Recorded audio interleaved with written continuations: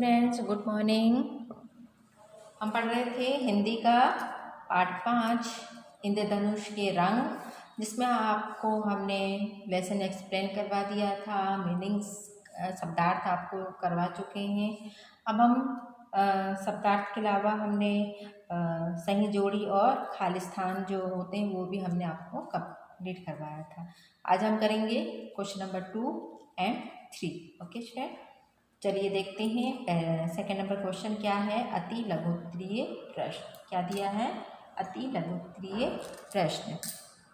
अब ओरली हम यहाँ आप लोग से जानकारी देते हैं कि हमने इस लेसन में पढ़ा, तो आप इसके आंसर दे सकते हैं या नहीं। चलिए पूछते हैं।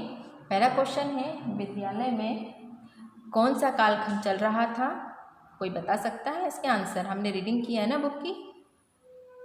यस, देखिए आपकी बुक में ढूंढिए। Okay, good. इसका आंसर है विद्यालय में खेल का कालखंड चल रहा था। कौन सा कालखंड चल रहा था? खेल का, जो सभी विद्यालय में चलता है ना। फिर है, सुनील और नसीम किसके पास गए? यस, सुनील और नसीम गुरुजी के पास गए। थर्ड क्वेश्चन, बच्चों ने गुरुजी को क्या दिखाया?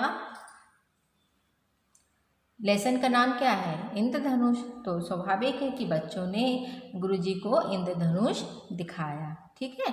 अब इंद्रधनुष में कौन कौन से रंग होते हैं? इंद्रधनुष में 7 रंग होते हैं। कौन कौन से? बैंगनी, जामुनी, नीला, हरा, पीला, नारंगी और लाल। अब इसे किस सूत्र से हमने पढ़ा था? वैजानी हपी नाला के नाम से। मतलब इसका जो सूत्र है याद करने का एक तरीका है उससे। ठीक है।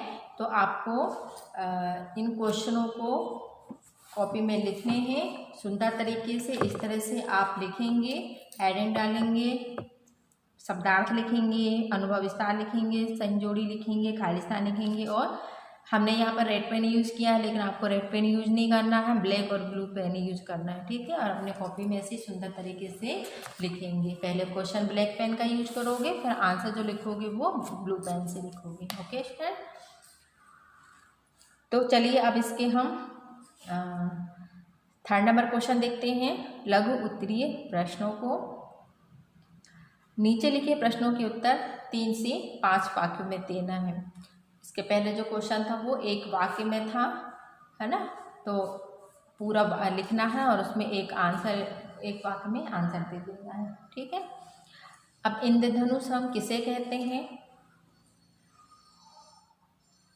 तो चलिए इसके आंसर हम दिखाते हैं। इंद्रधनुष किसे कहते हैं? इंद्रधनुष को इंद्रधनुष क्यों कहते हैं? फव्वारे से इंद्रधनुष कैसे बनता है?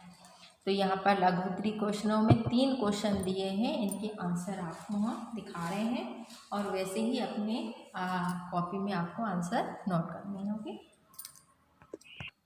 पहला क्वेश्चन है, इंद्रधनुष किसे कहते हैं? तो इसका आंसर है, वर्षा ऋतु में जब नमी बढ़ जाती है, वर्षा ऋतु में जब नमी बढ़ जाती है तो पानी की बारीक बारीक बूंदें वायुमंडल में तैरती रहती हैं। जब सूर्य के किरणें इन बूंदों से होकर गुजरती हैं तो प्रकाश की ये सफ़ेद किरणें थोड़ी सी मुड़ती हैं और तथा 7 रंगों में विभाजित हो जाती है और इन्हीं रंगों को इंद्रधनुष कहते हैं। आया समझ में कि इंद्रधनुष किसे कहते हैं? वर्षा ऋतु में जब नमी बढ़ जाती है तो पानी की बारीक बारीक बूंदें वायुमंडल में तैरती रहती हैं। जब सूर्य की किरणें इन बूंदों से होकर गुजरती हैं तो प्रकाश की ये सफ़ेद किरणें थोड़ी सी मुड़ती हैं तथा 7 रंगों में विभाजित हो जाती हैं और इन्हीं रंगों को इंद्रधनुष कहते हैं। ठीक है। अब क्वेश्चन नंबर 2 देखते हैं। इंद्रधनुष को इंद्रधनुष क्यों कहते हैं? हमारी पौराणिक मान्यताओं के अनुसार इंद्र को वर्षा का देवता माना जाता है। वर्षा ऋतु में पानी की बूंदों के कारण इसका निर्माण होने से तथा धनुष के आकार का होने से इसे इंद्रधनुष कहा जाता है। ठीक है।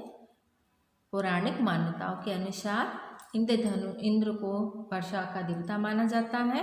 वर्षा ऋतु में पानी की बूंदों के कारण इसका निर्माण होने से तथा धनुष के आकार का होने से इसे इंद्रधनुष कहा जाता है। अब नेक्स्ट क्वेश्चन है, फव्वारे से इंद्रधनुष कैसे बनते हैं?